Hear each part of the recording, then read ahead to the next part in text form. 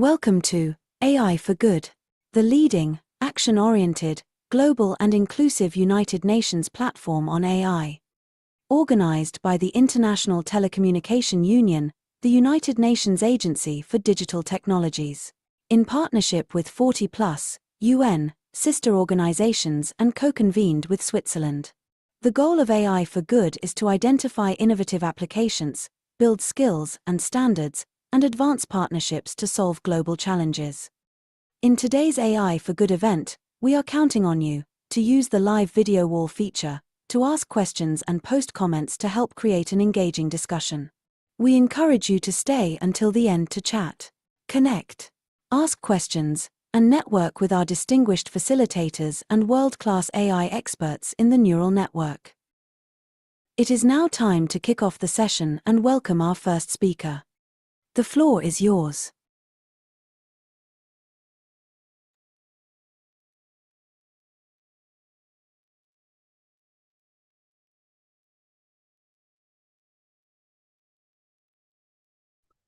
Very good afternoon, good morning, good evening, wherever you may be joining us from, and welcome to the final session in our Spring AI in Humanitarian Action Discovery Series. Today's session is titled Powering the Future, Funding and Sustaining AI for Humanitarian Impact. My name is Justin Brady. I'm the head of the Interagency Standing Committee Secretariat, and I'm honored to be your moderator today in collaboration with our partners at the International Telecommunications Union, UN OCHA, and AI for Good. Over the course of this series, we've brought together a growing community of humanitarians, technologists, policymakers, and data specialists to explore how artificial intelligence can be responsibly and effectively integrated into humanitarian action. From ethical dilemmas to misinformation, we've tackled some of the most pressing and complex issues facing our sector. Today, we turn our attention to the challenge that underpins all others. How do we fund and sustain AI initiatives that are designed to serve the most vulnerable? AI holds immense promise for humanitarian work, from predicting climate shocks to optimizing aid delivery. But without sustainable funding models and long-term strategies, even the most promising innovations risk stalling at the pilot stage. The session will explore how we can align AI efforts with the Sustainable Development Goals, leverage cross-sector partnerships, and build business models that are both ethical and enduring. We'll ask, what does it take to move from experimentation to implementation? How can we ensure that AI tools are not only built but maintained, governed, and improved over time? How do we do all this in a sector that is being asked to do more with much, much less? We are fortunate to be joined today by our distinguished panel of speakers who bring a wealth of experience from the UN, government, private sector, and humanitarian innovation spaces. We have Mr. Kirsten Yauer, Deputy Director, Strategic Planning and Monitoring Unit, Executive Office of the UN Secretary General. Ms. Marinda Owusu, Head of Corporate Social Responsibility, UK and Europe, Infosys. Ms. Katharina Frey, Deputy Head of Digital Division of the Swiss Foreign Ministry. And finally, Karen Massel, Chief Executive Officer of Data Friendly Space. Together, they will help us unpack the opportunities and obstacles in building sustainable, scalable AI solutions for humanitarian impact. As always, we encourage you to share your thoughts and questions in the chat throughout the session. We'll leave time at the end for discussion and reflection. Let's begin by exploring the current landscape of funding for AI in humanitarian contexts and what it will take to build a future where these tools can thrive and truly serve those who need them the most. I'm honored to invite Ms. Katharina Frey to speak first. Ms. Frey, a Swiss diplomat who is currently serving as Deputy Head of the Digital Foreign Policy Division within the Swiss Foreign Ministry, which she helped to establish. She is leading several key projects at Switzerland as a digital host state and on cybersecurity for International Geneva. She is currently also leading the incubation phase of the International Computization and AI Network, ICANN, initiative, a joint project with ETH and EPFL and several international partners aimed at broadening access to AI research and development. She holds a master's degree in law from University of Zurich and Geneva, as well as a master's degree in public administration from the London School of Economics. Nina, maybe the first question we should be asking is, how do we justify investing in innovation without risking precious humanitarian resources? That said, the sector is already exploring AI to reduce costs and increase impact. And across our last three events, the consensus was clear: AI innovation is a smart bet. So Mhm. the real question now is whether to invest, not whether to invest, but how and where from a donor's perspective. How do you evaluate the value and viability of investing in AI within humanitarian projects, especially when compared to more traditional life-saving interventions? And how do you avoid duplication in funding programs? And then, as Switzerland's foreign policy approach in this regard, particularly, what's the role of the host state of International Geneva? I will say we have lost a little bit of your screen there. There you go. You're back. So over to you, Nina. Please take it away. Thank you so much. If you lose again my screen, let me know. But it's quite a lot of questions. I try to tackle them in the coming few minutes. Allow me to first thank you very much for this invitation, and also the opportunity to provide listeners and you all to also with the view of Switzerland, and both as a donor, but also as and you said it, as a host country. And also in addition, as with respect as having already a initiative to try to tackle AI for the SDGs. I will elaborate further on it. Let me also congratulate you for launching the AI and Humanitarian Action Discovery Series under the AI for Good initiatives. We do feel it's a very timely and necessary discussion to be held. So with respect to all the different questions, let me go first deep into general support to AI and humanitarian actions. Before starting the discussion on AI around AI and humanitarian action, I'd like to recall that approximately 1/3 of the global population does not have regular access to the internet, and that many parts of the world suffer from frequent power outages. I think it's important that we recall that when we talk about already emerging tech and how it can be used. For Switzerland, it is thus clear that in such contexts, we must define needs-based humanitarian action by prioritizing funding for the most severe emergencies. Apart from that, I'm delighted that in previous discussions, and I think you mentioned that as well, experts agreed on the added value of human rights-based and principled digital tools and AI in humanitarian action. AI can have an enhanced efficiency, lower overhead and transaction costs, and eventually also increase the amount of assistance reaching affected populations.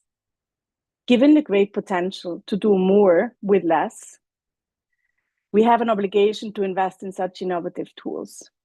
We are facing a global funding crisis. We all know that, and we need, alongside major reforms like the humanitarian reset and the UN 80, innovative solutions to support people in humanitarian emergencies from efficiency and with fewer resources. Of course, we thereby must be careful to do no harm, and also make sure that AI and emerging tech in general are at the service of humanity and not vice versa. Such tools must be based on humanitarian principles, but also respect human rights. This is even more important in increasing push towards quick fixes through digitalization and the use of AI. So what is Switzerland doing? Switzerland, as the depository of the Geneva Convention, but also the host of International Geneva in general, offers unique settings to bring different stakeholders together and to discuss global opportunities and risks of AI in humanitarian action. Switzerland's foreign policy strategy, 2024 to 2027, aims to strengthen Geneva as a global hub for digital governance, bridging the gap between policymakers, humanitarian actors, but also digital actors and tech organizations and companies. Particularly with regards to AI and humanitarian action, partnerships are key in our view. So let me give you some concrete examples of how Switzerland promotes the principal use of AI and new technologies in humanitarian contexts through enhancing partnerships and some relevant actions. I'll give you 3 examples. First, data protection. At the core of AI systems is data. like qualitative data. At the same time, data protection should be considered as a protection issue in humanitarian action. Switzerland welcomes that there was already an entire session under this AI and humanitarian series, humanitarian action discovery series, dedicated to this important topic in April. And I invite the listeners to re-listen to this together with listening to us now. As a host state of many humanitarian organizations in Geneva, Switzerland is aware that protection of sensitive humanitarian data is key. This is why 2020, Switzerland, together with ICRC and OCHA, has launched the Humanitarian Data and Trust Initiative that brings together tech expertise with policy recommendations to promote coordinated action among states, humanitarian organizations, academic institutions, and civil society. It's a very practical handbook and tool that can be used. The aim of the initiative is really to harness the full potential of the digital technologies while minimizing related risks for vulnerable individuals. Second example, information integrity. My last example concerns the growing spread and risks of harmful information, often amplified by digital platforms and AI. I think that's another topic already addressed in this series, and I think that was the last session that you talked about that. So Switzerland supports UNHCR's efforts to better understand and respond to impact of misinformation, disinformation, and hate speech in humanitarian contexts, recognizing the serious risks that pose to displaced communities and humanitarian actors. We also support the creation of a community of practice to help humanitarian actors counter these threats. As the humanitarian sector faces increasing political, operational, and financial pressure, countering disinformation is a necessity for effective, principled action and for also ensuring continuity of funding. Jointly, we should also look into AI and the potential solutions that it offers, such as enabling real-time monitoring, detecting patterns of harmful content, and supporting early warning systems to mitigate actions of harmful information and hate speech. And thirdly, the topic of this session is AI. I think besides data, what's also key of AI is having a supercompute, an enormous amount of compute. And allow me to mention also like the link between compute and AI. Currently, all the big models that exist there of large language models are all only in the hand of a very, very few all private actors. We see that as quite a big power imbalance, and with the risk that some of the very positive use case that AI can generate might not be tackled. Use cases to achieve the SDGs, use cases that also respect cultural differences and cultural local contact that's linked to the language. And we therefore believe that it's important that we work together, that we pool resources among actors that can contribute something in either the pillar of compute, the pillar of qualitative data, or the pillar of talent or capacity of people who actually know how to deal with the former two pillars. And that's also the reason why Switzerland or the Swiss Foreign Ministry, together with, and you've mentioned that, the Swiss Tech Universities, ETH and EPFL, the network of the best machine learning institutes in Europe, ALICE, and also the network of Data Science Africa, have joined forces in this what's called International Computation and AI Network.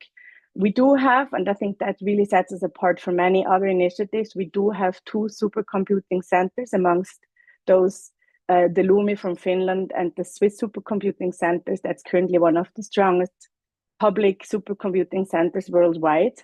And we do have an initiative together with the ICRC that's training a humanitarian LLM.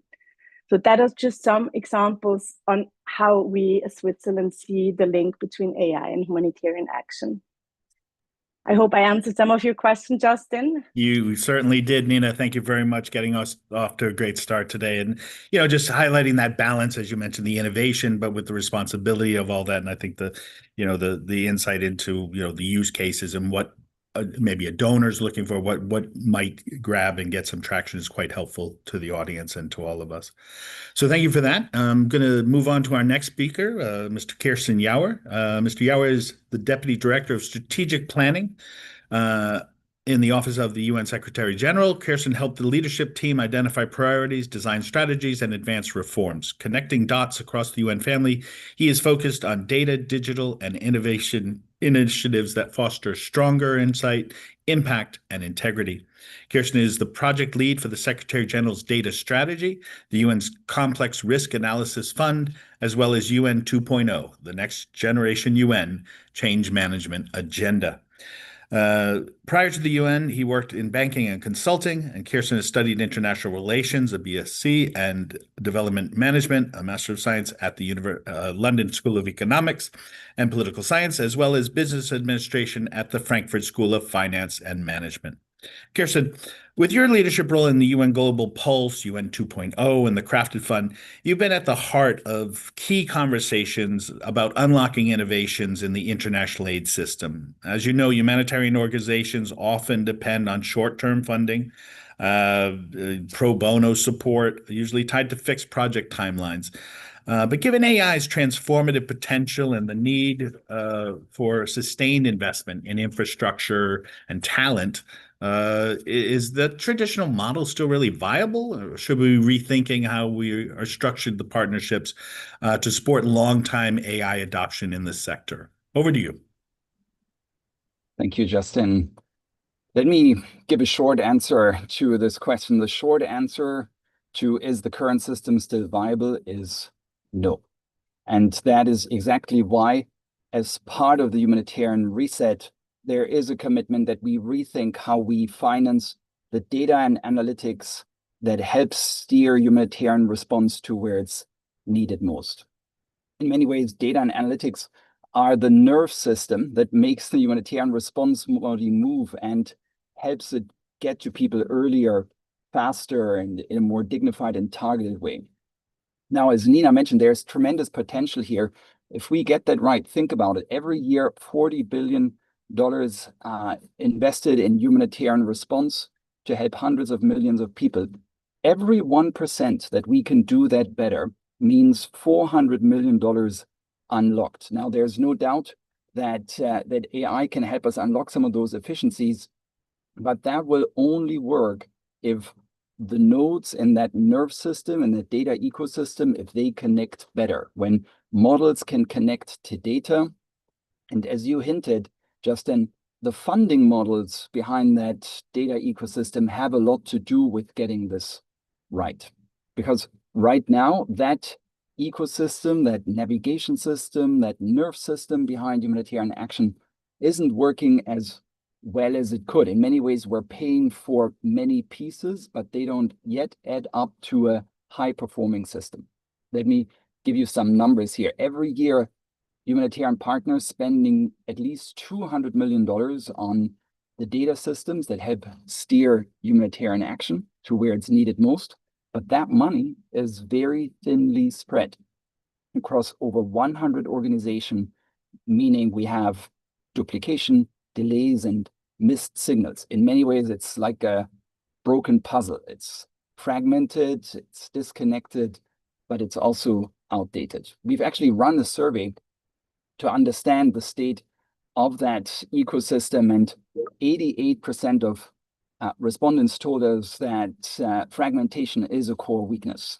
87% said there is a big governance problem here, and as a result, we have 70% of respondents say a big data quality problem, and we have a problem of linking that data to better decisions that Nina outlined. So what's really needed here is a governance accelerator. As we rethink funding, we need to rethink governance. And we believe that joint financing, pooled financing is a more effective of making the data ecosystem work for everyone, everywhere. That joint financing can be that connective tissue that is currently lacking, because when we connect the financing, we actually also connect the stakeholders, many of which currently hold data in silos. And then we can have a conversation about how we break those silos open, make the data flow, connect the data so that AI models and agents can really plant themselves right on top of it and help us get to people faster. Now, this is not just theory. This works in practice. I know it can work. We have built very carefully over the last 2.5 years a new financing instrument for data and analytics and crisis action. Justin, you mentioned it. It's called the Complex Risk Analytics Fund, or in short, CRAFT. There's something very practical about the craft that we need to bring to this problem. Together with our partners, some of the largest humanitarian donors out there, and 50 plus UN and non-UN organizations, we've committed $40 million, and we've seen the results. We get to lower spending, lower transaction costs, at least 10% lower. We get to less spending because we have less duplication. We have 50% lower cost of data per user, the data that we finance, because we have economies of scale, and we get to better data quality, much higher availability and completeness, because the data and the financing, rather, for it is continuously available and never breaks down.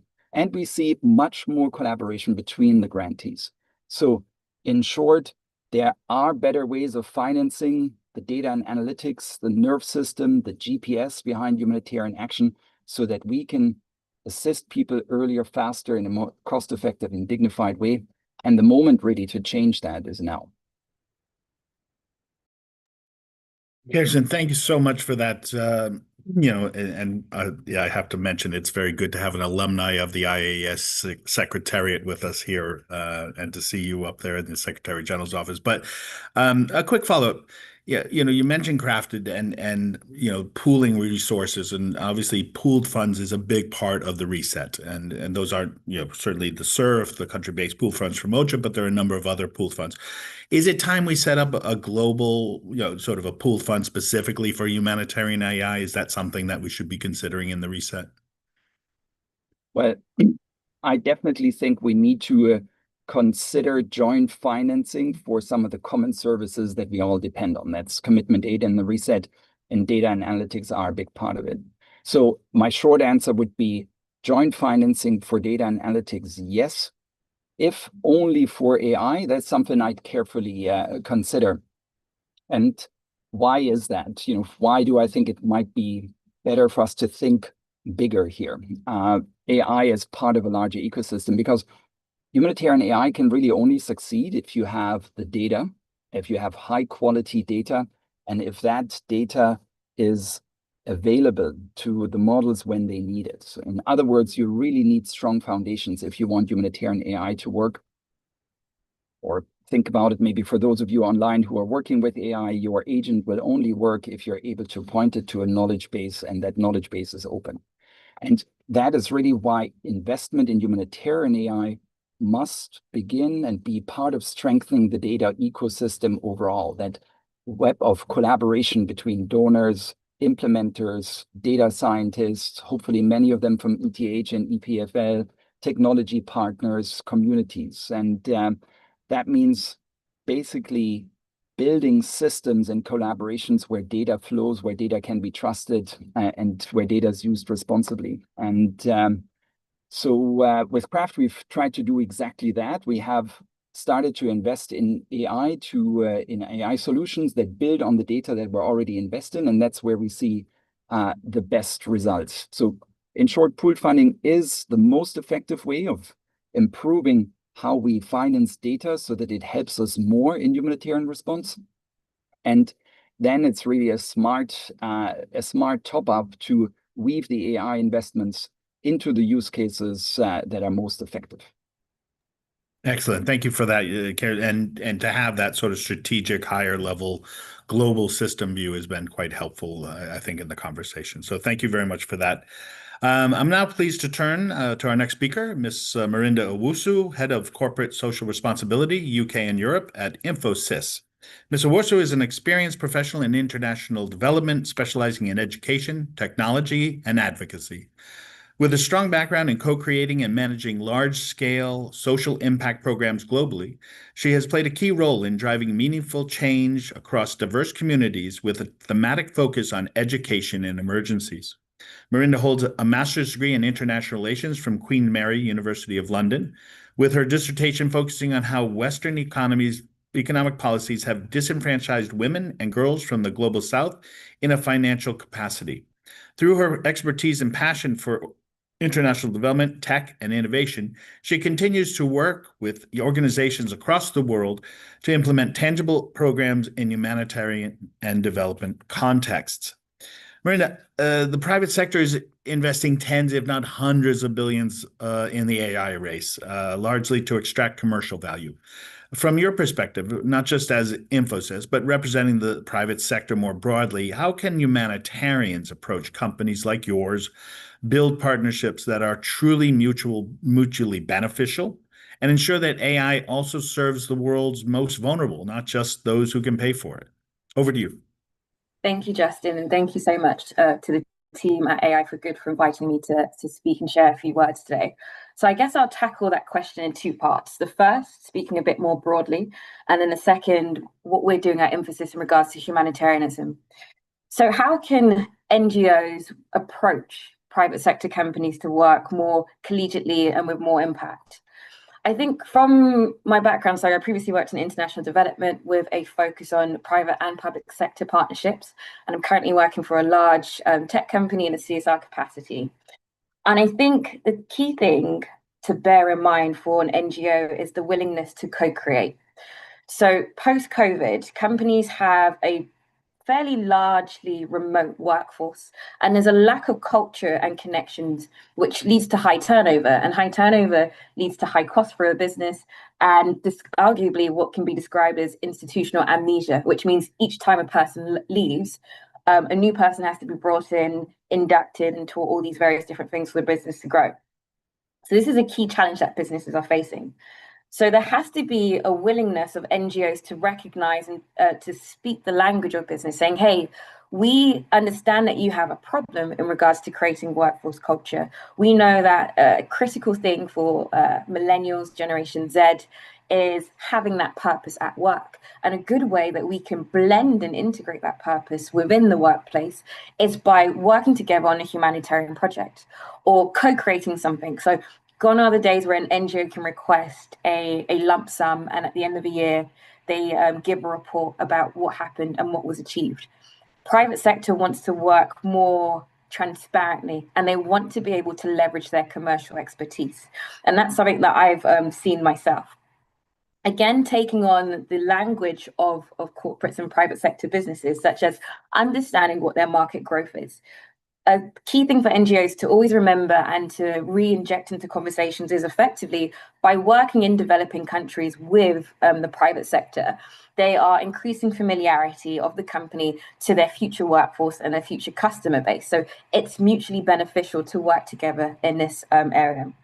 And another thing to consider is NGOs, or at least institutional donors of NGOs, don't typically finance what I call financing failure, which means that you have to finance a program and work out what's not working. But typically with the criteria for donations, it's that if you don't meet these KPIs, then we'll withdraw funding, or you will not be eligible for funding next year.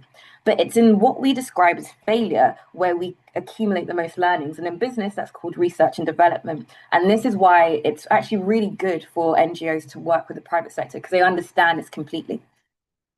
Now, more specifically to Infosys, education, and AI. So Infosys is a massive tech company, and we're a pioneer. We employ over 340,000 employees across the world, and it's largely impossible to have everybody in the same place at the same time to learn.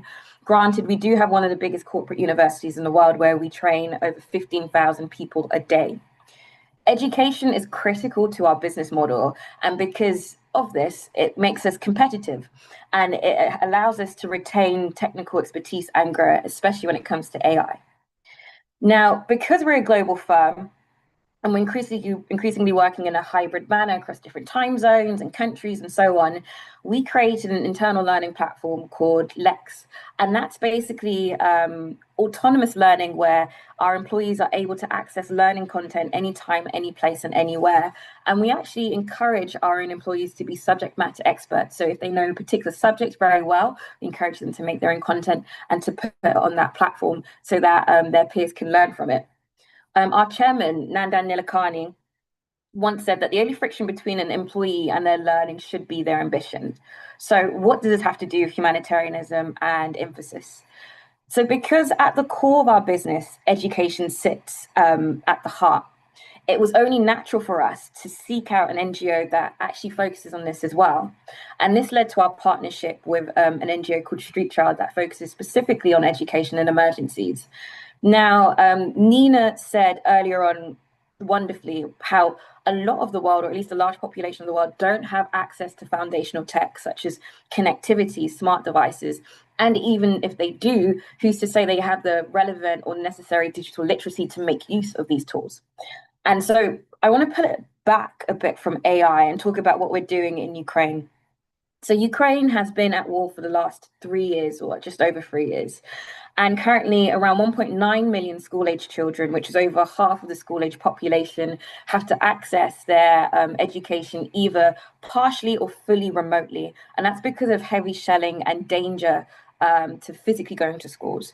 There are thousands of schools that have been damaged and hundreds that have been completely destroyed as a result of the war. So what we've done with our partner Street Child is, as reference, we have this online learning platform called Lex. Well, we worked with them in regards to our philanthropic platform, Springboard. And what the Street Child team have done is created 2 types of learning content, one for teachers and one also for students. Now, for teachers, they created a special curricula because as a result of the war, there are different types of information that teachers need to be aware of. Not only is Ukraine under physical attack, but it's also under digital attack as well. So the Street Child Ukraine team have utilized this online learning platform to create content in collaboration with various institutes and being overseen by the Ministry of Education and Science in Ukraine, focusing on anti-corruption and cybersecurity to ensure that they are protected and safe and operating in the most efficient manner as possible. The second piece of content that they created on the platform is for children and students. So not only is Ukraine physically under attack, its cultural identity is under attack as well. So as a way to reinforce this, to complement the existing all-online Ukrainian platform, the Street Child team have created Ukrainian language content for grade 5 and 6 with the view to scale and broaden out going forward, as well as geography. And so this is an excellent example of how an NGO can co-create using existing tech and existing commercial expertise of a private sector business and to use it for humanitarian good. Now, alongside of this, we know that learning doesn't just happen online. A school is more than just a building. It's a place of physical security, a place for socialization as well as learning. So we've built 7 digital learning centers in Eastern Ukraine, in Dnipro Oblast. And the reason for that oblast and close to the contact line is because that's where international aid is fairly scarce due to the proximity to the conflict line. These DLCs, digital learning centers, opened in September last year, and we have to date hosted over 1,700 children and young people. And we know that these DLCs are critical to the community. Often it's a central hub, it's a gathering point because there's so much shelling and damage to the existing places of community they would have used before. So these 2 together, the digital transformation program, which uses Springboard, as well as our digital learning centers, is a great way of working with private sector businesses. I think the key thing, and I'll just wrap up a bit, a key thing is to keep in mind what assets does the company that I want to approach from an NGO perspective, what assets do they have? What would be useful? Have a willingness to co-create, because effectively there are employees within those companies that are limited to using their skill set only if it's applicable to the project at hand. This is a great way to create a sandbox of social good where these employees can go outside of the literal box and think creatively about how they can help in humanitarian context. Great. Thank you very much for that, Miranda, and the insight and, dispelling a little bit of the idea of how the private sector, and I thank you for sort of representing the private sector, which is a big lift, but I think you did it great. Between that and the humanitarian sector is quite helpful to us. I turn now to our final speaker in our panel, Ms. Karen Massel. Ms. Massel is the CEO of Data Friendly Spaces, DFS, a global data and technology NGO that equips social impact organizations with trusted digital tools and actionable data. For nearly a decade, DFS has pioneered AI-powered solutions within the humanitarian data ecosystem, developing digital public goods like Deep and Gannet. With 15 years of humanitarian and development sectoral experience, she has held key positions with Save the Children and Church Aid, and several as head of the Africa Department at the Estonian Center for International Development. She is the board chair of the H2H Network, an alliance of humanitarian technical service providers. And Karen, you've been investing in AI at Data Friendly Spaces well before the explosion of public interest in chatbots in, say, like late 2022. In the humanitarian space, we often see projects relying on short-term tech volunteers or outsourced teams. But we know that building in-house expertise is key to any opportunity to scale this all. And so, how can organizations with limited budgets, and that pretty much accounts for much of the sector these days, realistically attract and retain mission-driven AI talent, especially when competing with the high salaries offered in Silicon Valley and elsewhere? Over to you. Thanks, and thanks for having me. Great to go last, so I can spend some of the time commenting and weighing in on also what the other panelists have said.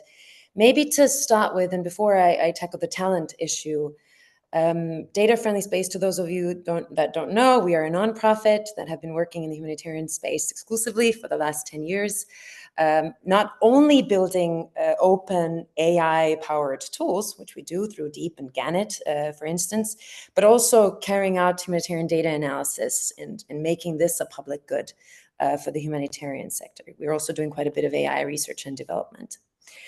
I want to maybe pick a little bit on the language of AI.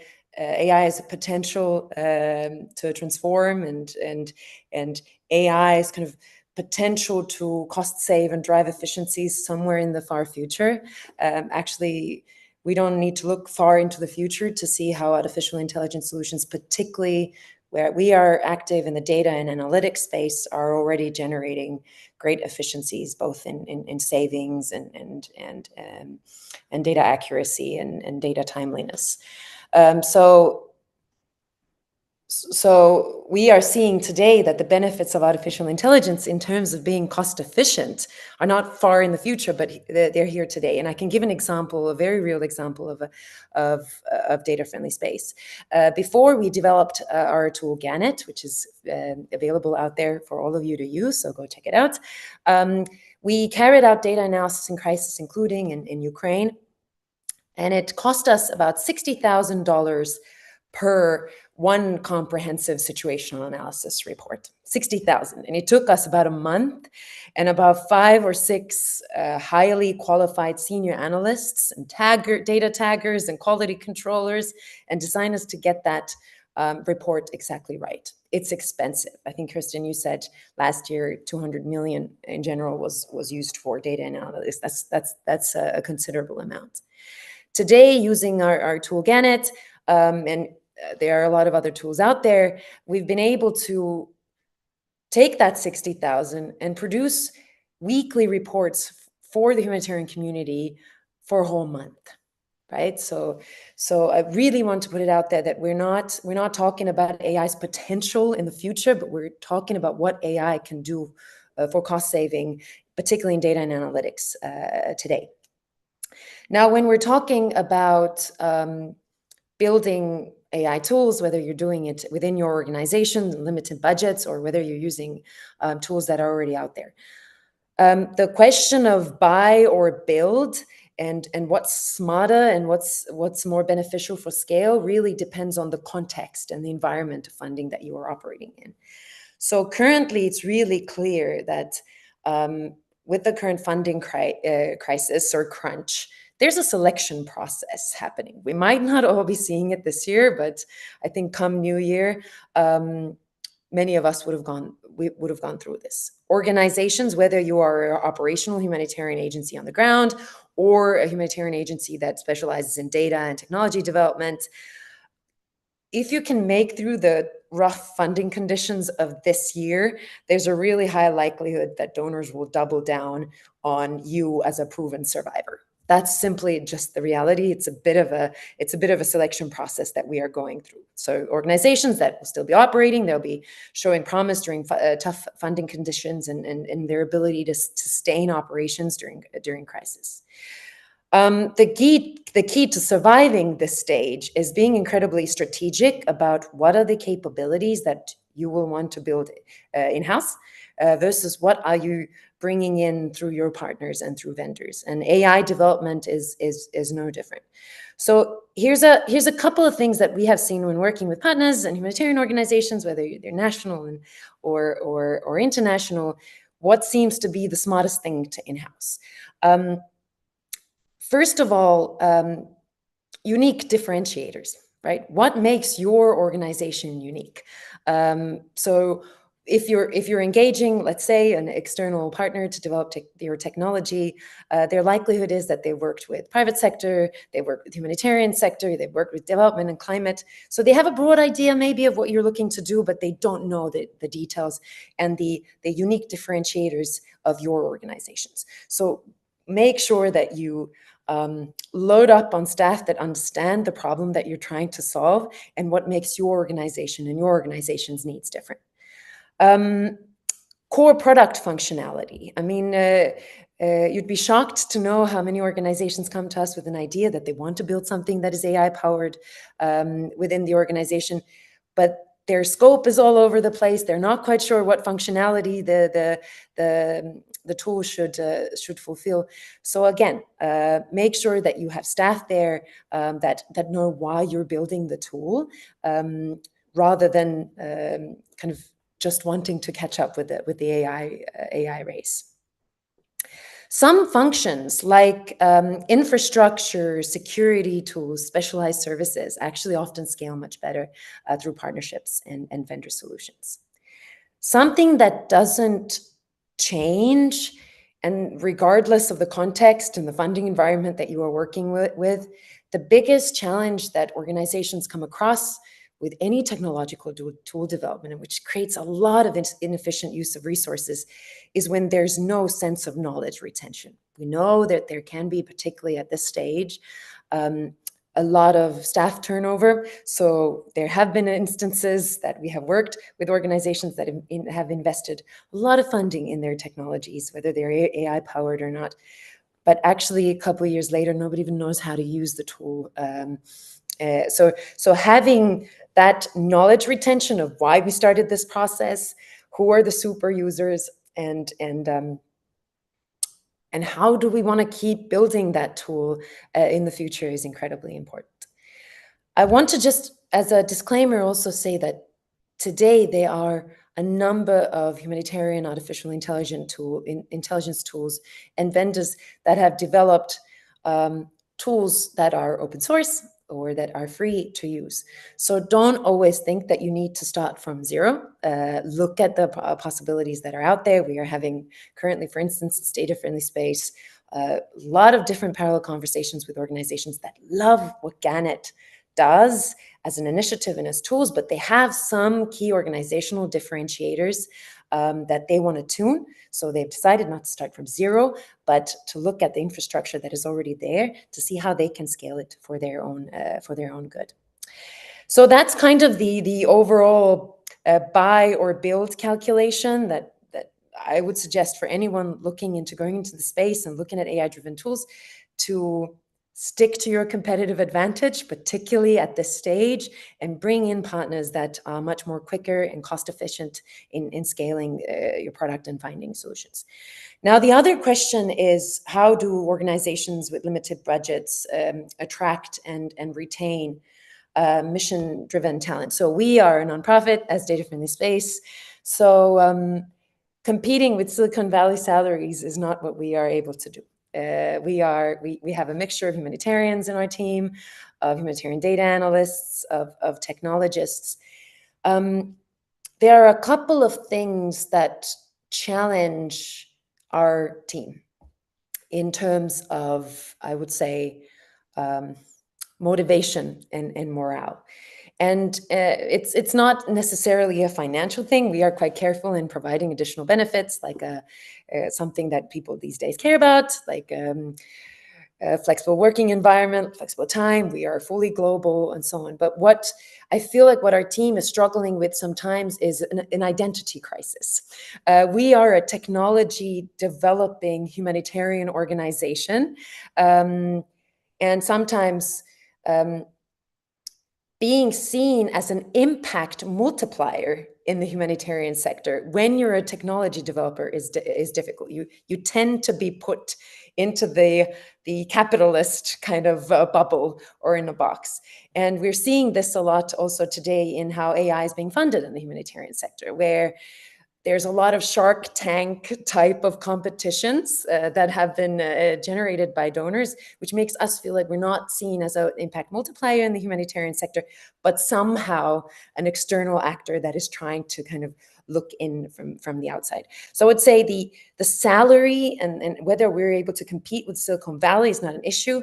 It's, are we seen as impact multiplier within the bigger humanitarian system, or are we seen sort of as an outside visitor? And we are really pushing to be seen as an impact multiplier and an enabler. Thanks. Great, Karen. And for us, you're an insider because this is your second appearance in this series, and I really want to thank you for joining us again. We benefit every time that you come on. I'm going to ask you to stay on and ask Kirsten to join you, because I'm going to throw out a few questions about the localization question on AI for the two of you, and please, a number of questions. So pick where you think you maybe can help our audience the most. But the off-the-shelf AI tools, these are designed, they're not designed by the crisis communities that we're assisting. These are coming from outside, and there's a lot of criticism that they're overlooking cultural, linguistic, operational realities there. This can limit our effectiveness and potentially do harm, and that breaks the first rule of it all, of do no harm. So how can we shift from this parachute AI that's coming into of external solutions to maybe more community driven solutions and development? Beyond that, are there proven scalable models such as funding grassroots data collaboratives, co-designing modular open source tools, or fostering local capacity building that you can point to that maybe is a good example? And then, where are the successes in this, and what can we learn from them? So, maybe if Kirsten, I ask you first to weigh in on that, and then Karen, will come over to you. Thank you, Justin, for that super important point. And I believe that the shift that is needed here, that starts with changing how we build ecosystems and not just tools. That community-driven AI that you described, that requires local ecosystems, local actors that need to shape how data is collected, interpreted, and used. And that means funding local know-how, not just deploying external platforms. That means designing for context AI that reflects local languages, priorities, risks, and constraints. So in Craft, we've supported this shift by investing in ecosystems where local and regional partners have a seat at the table, not just access to the tools. And for example, we work with IGAD, a key regional body in East Africa. 280 million people are living in IGAD member states, one of the world's most climate vulnerable regions. We've supported their climate prediction center based on locally collected data and insights, so that the region has a chance to shape its own responses. And in fact, we've made meaningful collaboration like this with local partners in crisis-affected settings a key principle behind how Craft invests today. We have project partners working with over 80 local partners across the globe, demonstrating that local leadership and scalable innovation can go hand in hand if we invest more in the local know-how.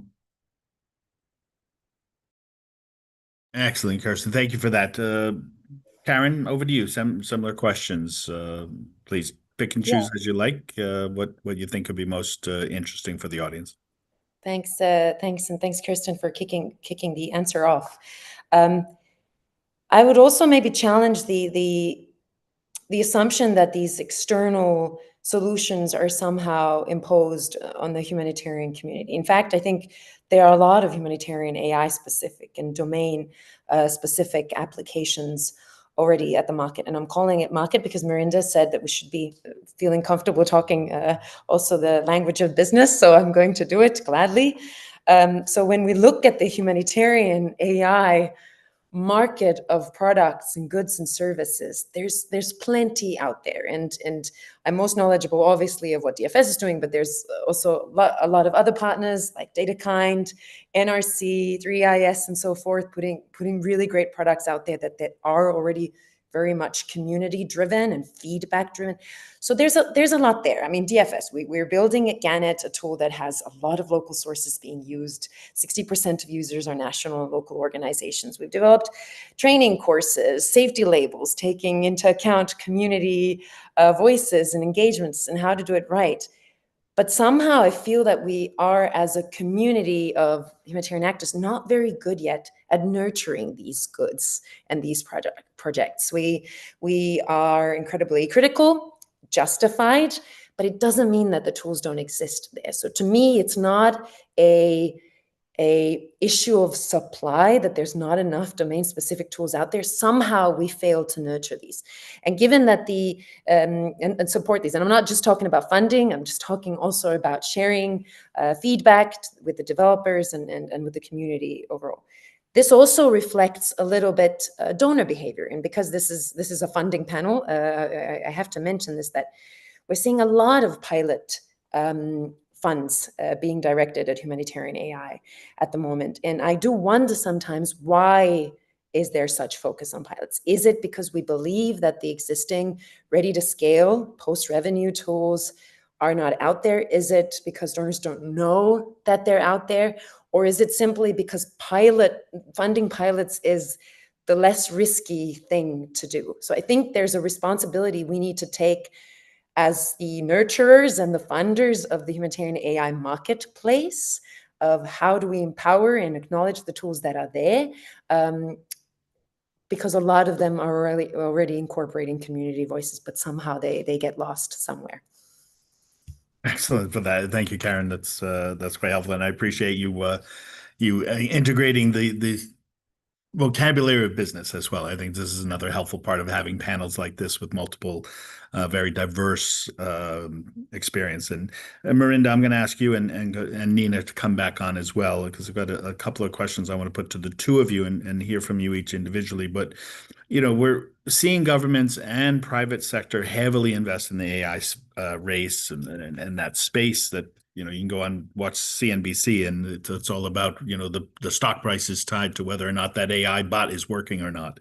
But what's your message to the humanitarian community? We have that space, but, what is it for us as humanitarians, and how can humanitarians position themselves as strong allies in this space so that AI for good becomes a reality, that alliance between the private sector, government, and the humanitarians? How can that really join up into a three-legged stool, as it were, and so that we get AI for good isn't just a platitude, but it really means something for the people that we're trying to assist? Mirinda, why don't you start us off? Yeah, sure. That's a really good question. So I'd say one critical thing for NGOs to have in mind in regards to this is to position themselves as localization leaders. So the reason being is because I think, as Kirsten said earlier, the success of AI is dependent on data and the quality of data they get. And for big corporates and private actors and private businesses, they won't have the understanding, or sometimes even the business operational presence in some of these contexts, in regards to dispersing and distributing this content out. So humanitarians have to really trust and see themselves as a subject matter expert. So we understand this developing country, we understand the communities, we understand the challenges that they face. And you as a private sector business need a partner to aid you in conversations, to guide you. Otherwise, any sort of, approach or entry point will fail. A key thing to keep in mind is effectively the humanitarian organization is de-risking a market or a community, and they can do this with the help and the support of a private sector business, because it's mutually beneficial for both. One, for the humanitarian organization to get access to the commercial tools that the private sector is developing, and then on the flip side, for the private sector business to have an entry point and understanding and guidance to these new markets, emerging markets, and de-risk that area for them. Thanks. Excellent for that. Nina, back to you. Thank you. And apologies if you hear piano in the background. The neighbor just started playing, but otherwise, just think of it as a background sound, as in a movie. But thank you also for this question. And before talking about the value of data that I think Marion also mentioned, I think it's also important to think that AI, it's not just a technological shift, it's really a power shift. And if the humanitarian actors don't engage early and assertively, decisions about how AI is used, including like in crisis, conflict zone, displacement settings, etc., they will be made without considering the principles that define humanitarian work. And I think you referred to some of them, Justin, and also my previous speakers referred to those principles. So what do we need? And I think it's also been mentioned before, but what we do need is to develop internal capacity. This means training humanitarian staff to understand AI's opportunities, but also the risks. We should hire and partner with technical talent to understand also the humanitarian principles. That it's a new world. It's probably a very different world than the tech sectors. So we need to include them and engage them in the world of the humanitarian work. The language and fluency to critique, co-design, and lead, so that the humanitarian workers do not just adopt the tech that they build from the shelf, that they buy from the shelf. When we engage with the private sectors, humanitarian organizations must push for ethical principles, data privacy and accountability, and automated decision. So how could it happen? And it might be much easier if the different humanitarian actors are more coordinated and are allowed to have more coordinated exchanges with the private sector. They pool funds and they pool resources. I think it's also been mentioned before, but it should also be pooling together when talking to the tech sector, and to have a collective bargaining for licenses, cloud services, to reduce the costs and dependencies. Costs that very often are in the global south much higher than in the global north. These services are often priced, and I mentioned that before, out of reach for humanitarians, and they're actually the backbone of AI. So as donor states, and I'm changing my head from host state to donor states, Switzerland tries to really allow this collaboration to happen. We try to provide spaces for exchange and encourage joint endeavors among humanitarian actors, the private sector, and also academia. Just to name some examples, and I mean, we are part of the AI for Good series, but the upcoming AI for Good Summit is a very good opportunity for these exchanges. Another example would also be the successful partnership of the Switzerland-supported GIGA initiative by ITU and UNICEF, with successfully leveraged public-private partnerships for better connectivity of schools around the world. And finally, the Digital Hub for Treasury Solution. It's also an initiative that Switzerland supports that provides innovative payment application through blockchain, and makes humanitarian payments much, much less expensive, hence also allows to set cost to some cost savings. So all those different initiatives and exchange platforms hopefully will allow to reduce costs, to enhance effectivity, and also to by doing this, by also learning and thus engage the capabilities. And finally, and Merinda, you have mentioned the importance of data as well. I think we should also think that the humanitarian sector has to offer enormous amount of very valuable data, and they should be aware of it and not just give it away for free, obviously. Always, obviously, also keeping data protection at the forefront. So we should think about the potential of the valuable data. How can we use it in the benefit of the humanitarian actors? We should explore potential gains in data analytics, foresight, policymaking, and AI development. And there's another initiative that's about to be launched, and that's called the Trusted Data Observatory, that should increase the interoperability between the different data sets. Voila. I have finished for this. Thank you. Excellent, Nina. Thank you very much. And thank you for mentioning the AI for Good Summit that's coming up. That's 8 to 11 July. ITU sponsoring that along with a variety of partners and the Switzerland. So looking forward to taking part in that as well. I'm going to ask all of our speakers to come back on now and shift to some of the questions we're getting through our neural network here from the participants. And to pick up on some of the themes you've all outlined during your interventions. The first one coming from Manfred is, how can local communities be involved meaningfully and not just end up as being data points? You know, how are they really part of this? Does anybody want to jump at that one? Sure, Nina, if you want to kick us off. I can start, but happy to be complimented by my colleagues.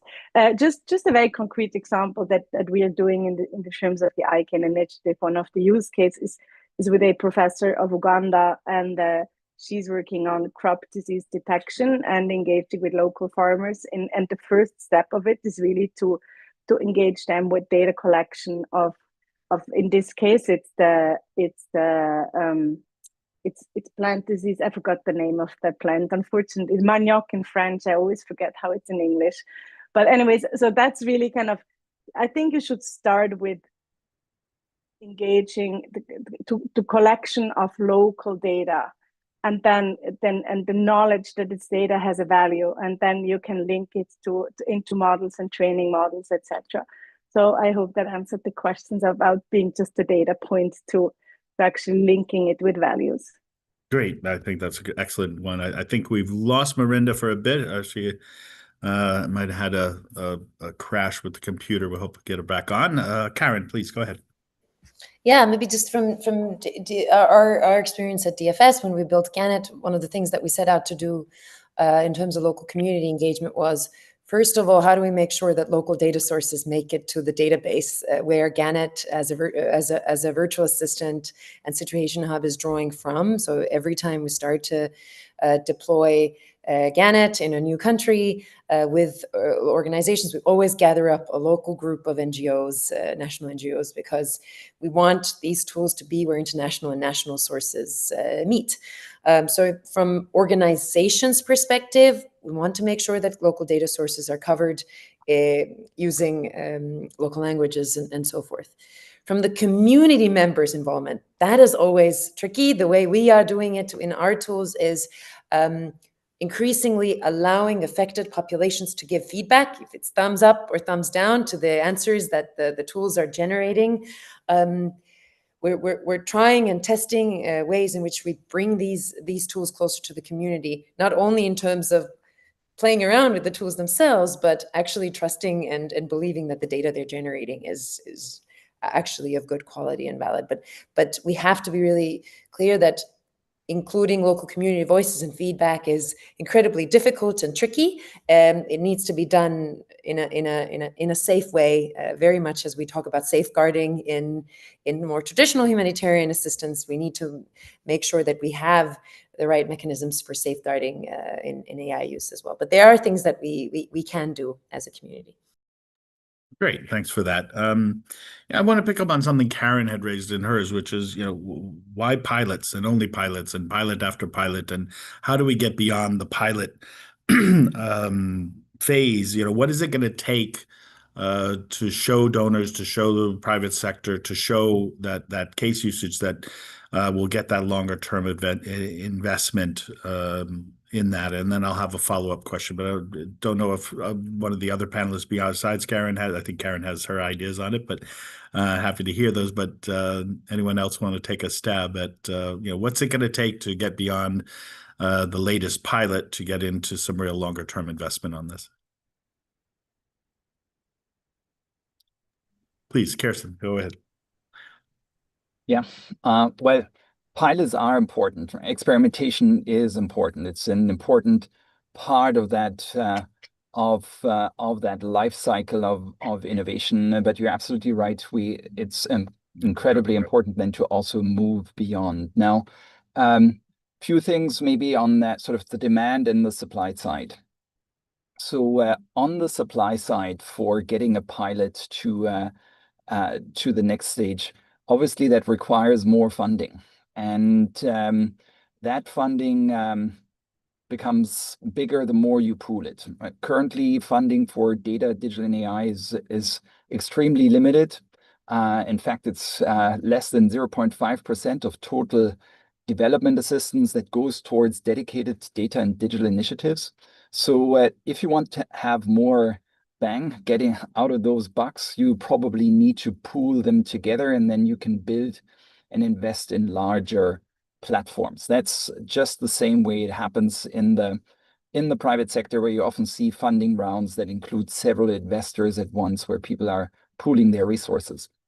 Now, that's on the funding supply side. Then on the demand side, and I think Karen spoke to this really well, you need to show that your thing works, that it has a meaningful impact on how, for example, humanitarian resources are allocated, and that it helps make better resource allocation decisions that at the end of the day help us reach people earlier, faster, and in a more dignified and cost-effective way. So that ability to demonstrate how the solution directly impacts funding decisions is absolutely critical.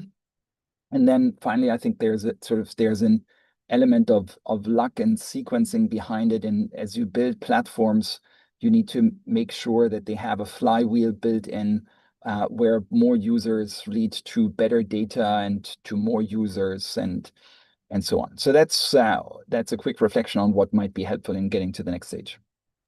Okay, thanks for that, Kirsten. Go over to Nina, please. Follow up. Yeah, thank you.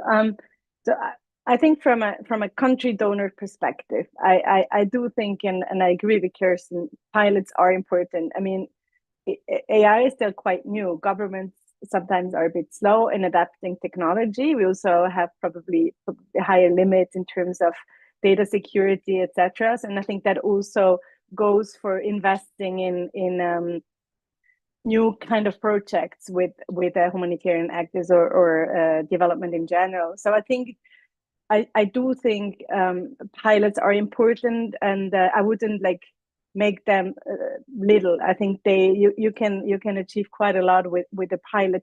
The problem is obviously then with scaling, and I think there where we should probably and I think Kirsten, you mentioned it as well, we should probably get some inspiration from classical VC investments, like with different stages. I also do think we should expand our view in terms of maybe thinking a first part of that's, and I think about investing in research, then you first do the research, and when you go to the deployment, maybe that should then turn into a for profit, and you can still think about some financing models that would then, even if there's a for-profit part, that it would the benefits or the gains would spill back to the non-profit part. So maybe there's a need for a bit more innovative thinking about how we can then invest for the scale. That's just some reflections. And when it comes to non-state donors, so for instance philanthropies, I would be very interested to hear the views of my other colleagues as well, because I do find there's still quite room of improvement to also get their attraction to AI for humanitarian projects. I think there's I would like to learn from you. What's your view on that? Okay, great. Yeah, one of the points in the reset is mindset shift. That this is essential. We were so accustomed for the past 20 years of how we've done business, and that we now need to sort of break the mold and start looking at it afresh. And so I think this is also part of this space with AI. Marinda, please. So I think, in agreement in regards to pilots, any relationship or partnership begins with a small project, and that's effectively a fact-finding mission for both organizations. They're finding out, do I like the way this potential partner works? Is there room for collaboration? Perhaps it's causing mission drift. So it may be that the NGO decides to step away because after working on a project, although it meets criteria or it doesn't, they decide actually this isn't the right partner for us to reach the point that we want to or make the right sort of impact that we want to. Likewise, same for the private sector. I think the key thing with pilots, before anything else, is building that trust. Regardless of whether the project or the pilot will meet the criteria that was set out from the beginning, it's whether the teams can collaborate, and then that provides the opportunity or the willingness to expand and go further on. So as long as there's trust and vision, so again, from the private sector perspective, it's always, if the pilot is successful, what does the future look like? So building in that 2-year, 3-year, 5-year, maybe 10-year vision is crucial, but you can't skip out on that pilot phase because effectively you're finding out the culture of both organizations. Okay, thanks, Karen. Do you want to take on this? A little bit, because I think the question wasn't, are pilots important? It's how do we also get beyond it? I'm not sure I heard the answer to that one, but I just want to, the way I look at the increasingly kind of diversifying donor kind of profiles, right? We have donors that are operating at the humanitarian sector right now with really different risk profiles and appetites and incentives. We have private sector coming in with a little bit more of a risk appetite, probably different incentives than the traditional donors.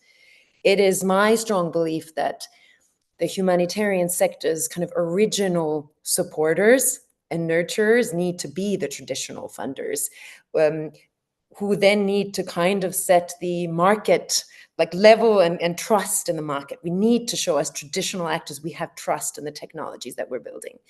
For private sector entities, and Marinda, correct me if I'm wrong, to feel like, okay, this tool is ready for growth. And we see that traditional donors and philanthropic organizations have trust in this.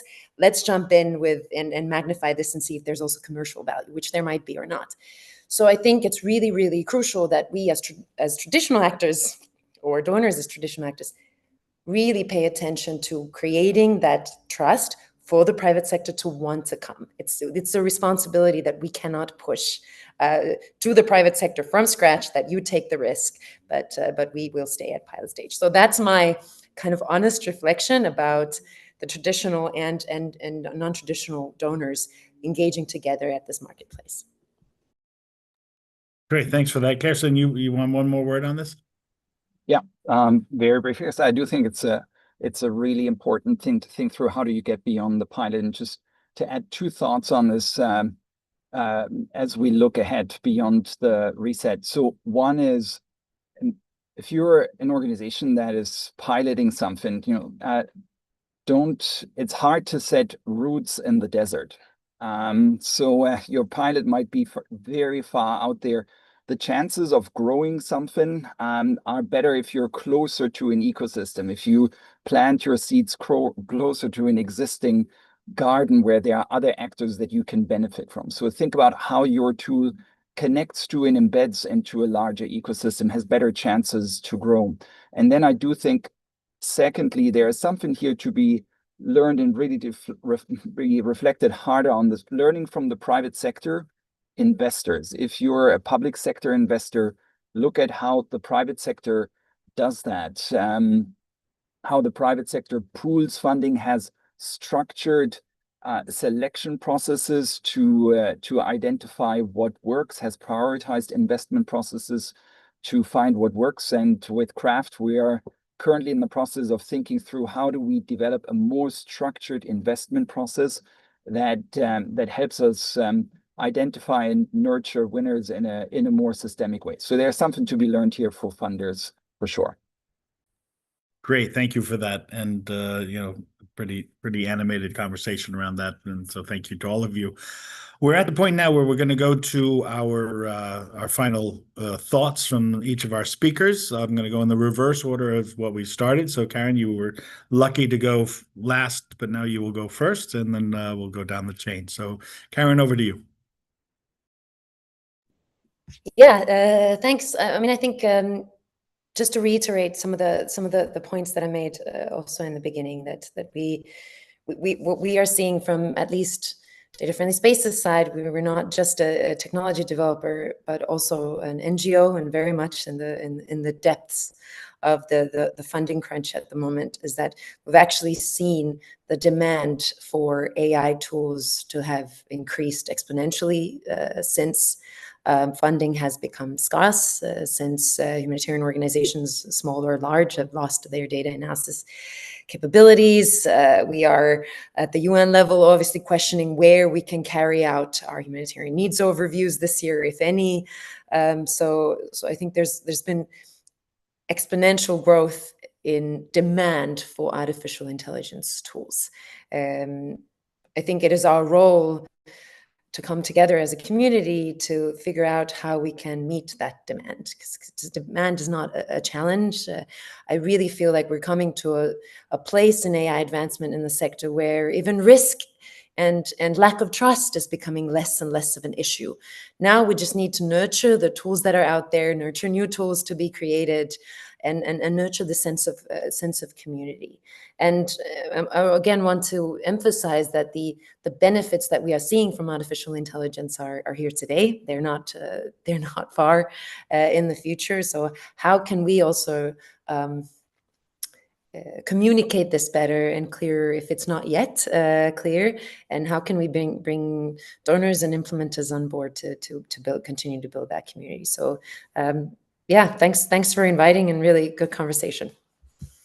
Super and great again to have you, and hopefully this series is helping to answer some of those questions that you posed there. Obviously, many more to answer, and many more conversations to be had.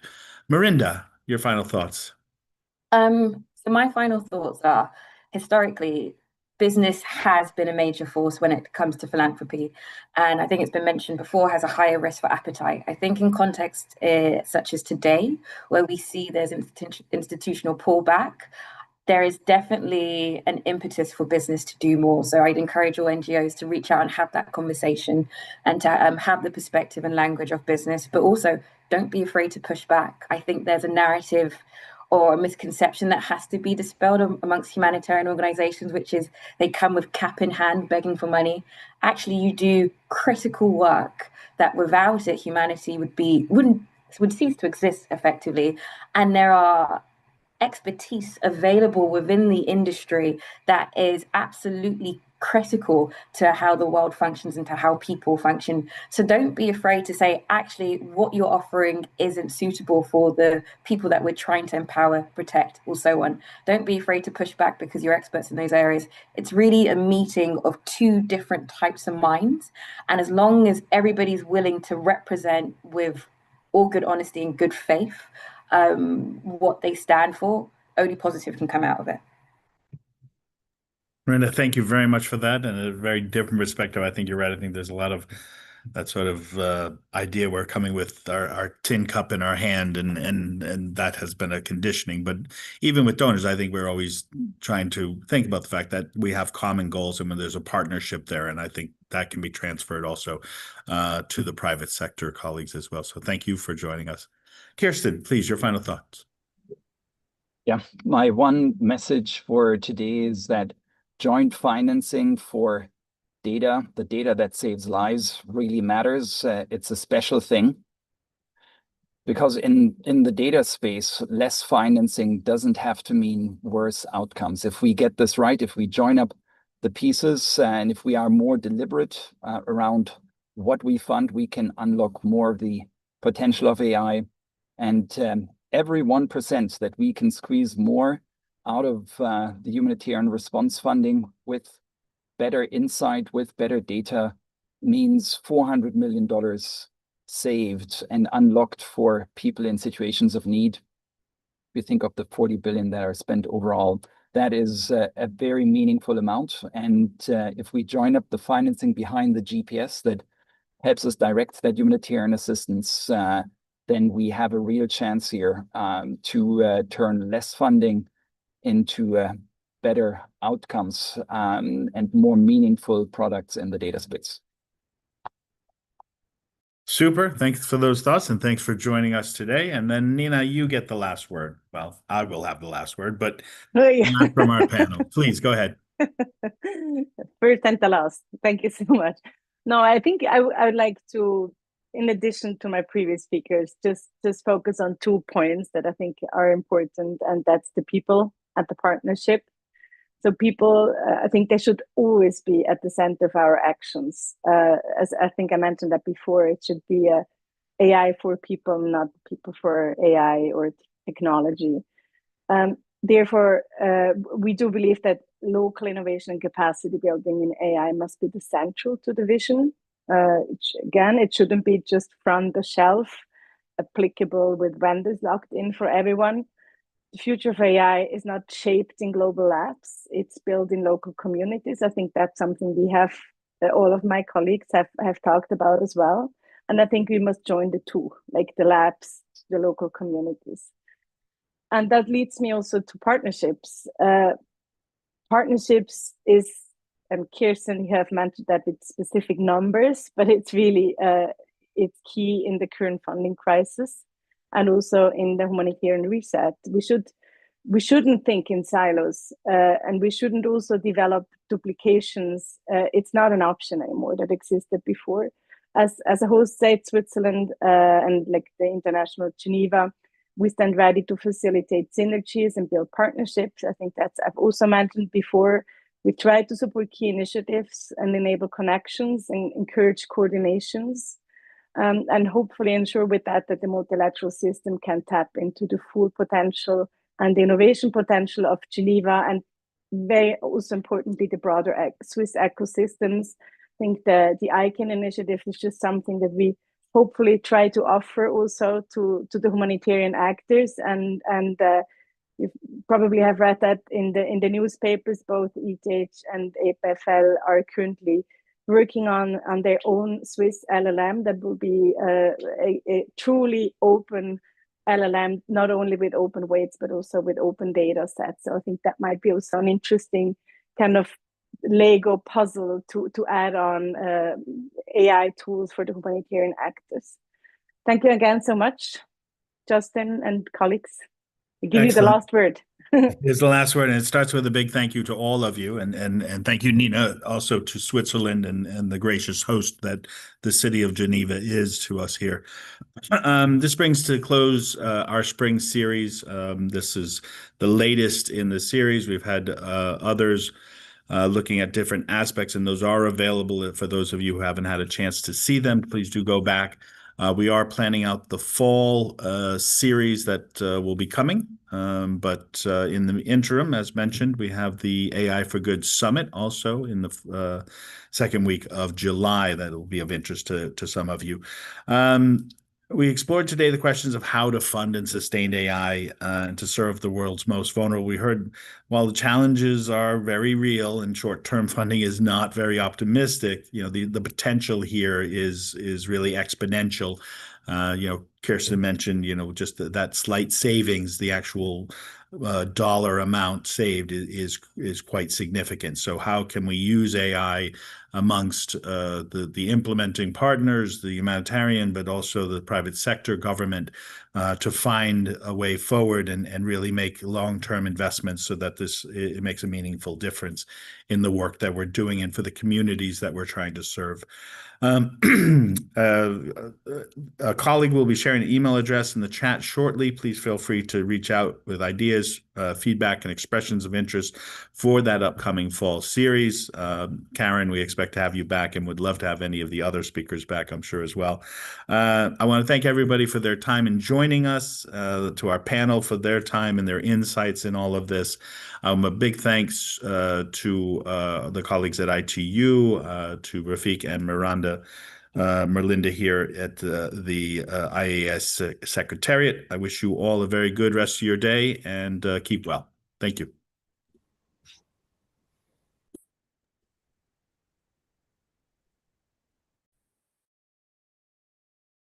Thank you for participating in today's AI for Good session.